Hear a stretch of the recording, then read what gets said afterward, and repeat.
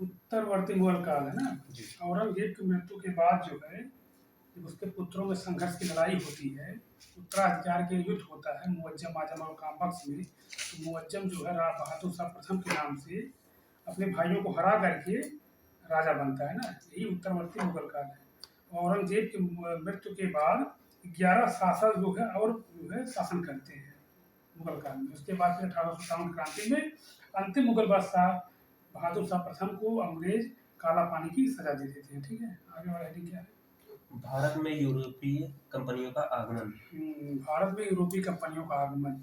यूरोपीय कंपनियों का आगमन से तात्पर्य 1453 में कस्तुनतुनिया तुर्की में है ना एक स्थान है, उसका पतन हो जाता है, क्योंकि वहीं से जो है कस्तुनतुनिया एक मार्केट हुआ करता था।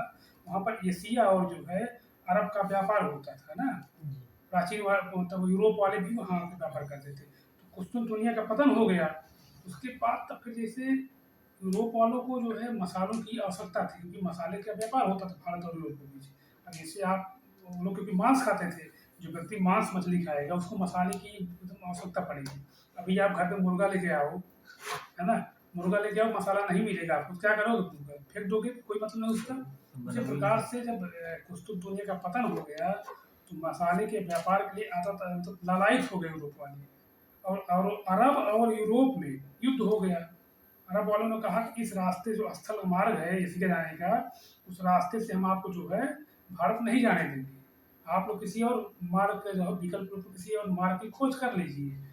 तो उस समय जो कंपास सुई का खोज हुआ नहीं था, लेकिन अंग्रेजों को पता हो गया कि अगर हम समुद्र के रास्ते भारत जाएंगे तो कहीं भी समुद्र में उतरेंगे, हम कहीं न कहीं पहुंच जाएंगे ही, क्योंकि भारत जो समुद्र के किनारे बसा हुआ देश है।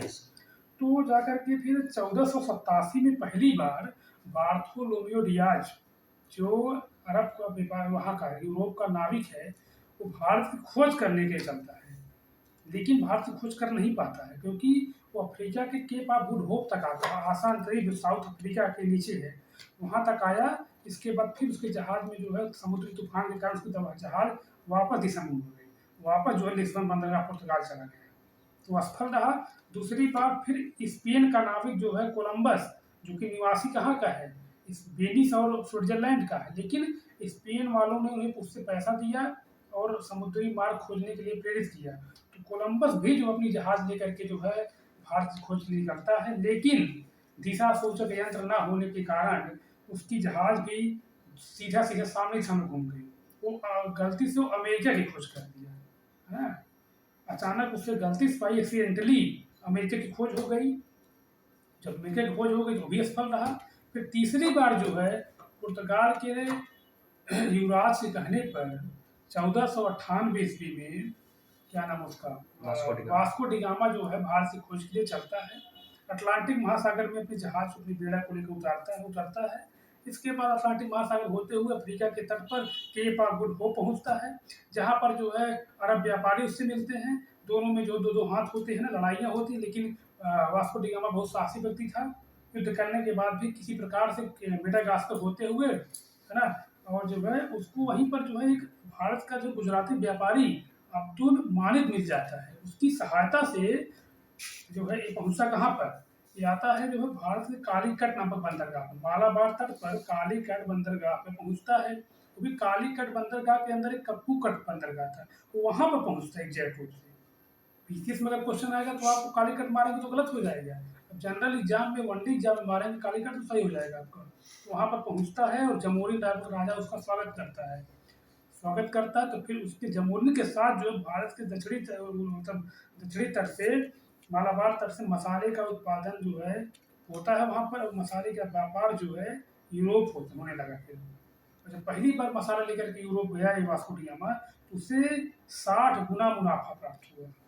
जब 60 गुना मुनाफा प्राप्त हुआ तो फिर धीरे धीरे पुर्तगाल के साथ साथ जो है डेनिश वाले भी, है ना, और जो है पुर्तगाली तो ऑलरेडी आए ही थे, फ्रांसीसी भी, और ईस्ट इंडिया कंपनी मतलब ब्रिटेन वाले भी आकर के यहाँ पर जो है मसाले का व्यापार करने लगे, है ना।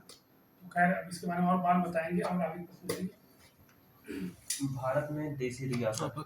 भारत में देसी रियासत कहने का तात्पर्य है, जब भारत में मुगल वंश की सत्ता थी केंद्र में, तो मुगल वंश की सत्ता थी। मुगल वंश में 1857 के बाद उसका पतन हो गया, है ना। उत्तरवर्ती मुगल काल उतना जो है समृद्ध था नहीं। अंग्रेज हावी हो गए। जब अंग्रेज हावी हो गए तो अंग्रेज हावी उनको तुरंत तो शासन करने नहीं लगे। पहले व्यापार के उद्देश्य से, व्यापार के दृष्टिकोण से भारत में आए थे।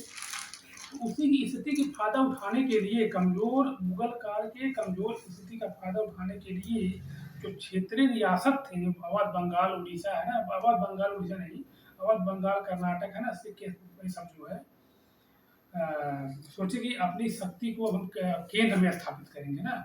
इसलिए जो है उन देशी रियासतों में ने भी जो है अंग्रेजों के साथ हो चुकी है। ठीक है, आगे टॉपिक क्या है?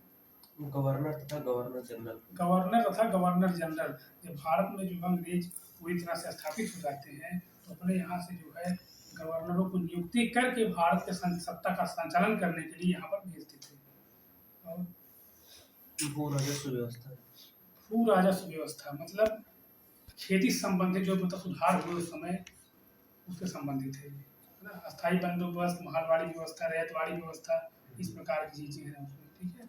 उपनिवेशवाद के चरण। उपनिवेशवाद के चरण मतलब 3 प्रकार के चरण हैं। पूंजीवाद है ना, और जो भी पूंजीवाद, वित्तीय पूंजीवाद। उपनिवेशवाद से तात्पर्य है कि जब जैसे मान लीजिए आप ही हो ना, आपके घर में, घर तो आपका है लेकिन मैं जो है किसी प्रकार से हस्तक्षेप करूँगा, आपके घर पर जाऊँ, आपके तमाम घर की गतिविधियों में मेरा हस्तक्षेप हो, मेरे कहने के हिसाब आप अपने घर का संचालन करें, बिना मेरे आदेश से कोई काम ना कर पाए, तो यही एक प्रकार से अब कहा जाएगा कि मेरा आप उपनिवेश हो, है ना। उपनिवेश का ही तात्पर्य होता है। आप दूसरे देश से आकर किसी और देश पर राज कर रहे हो, प्रशासन चला रहे हो, उपदेश यही होता है, उपनिवेशवाद यही होता है। ठीक है, आगे क्या है? 1857 का विद्रोह। 1857 का विद्रोह।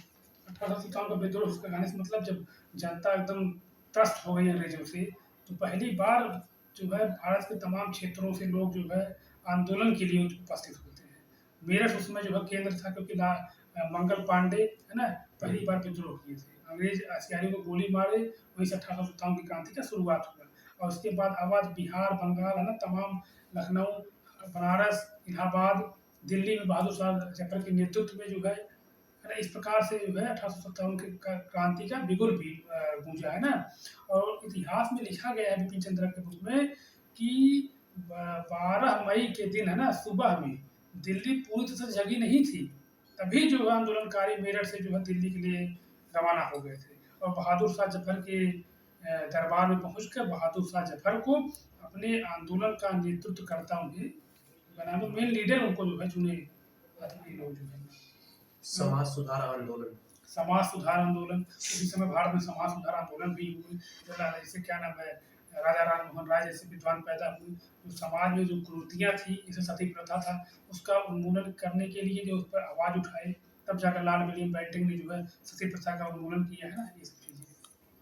कांग्रेस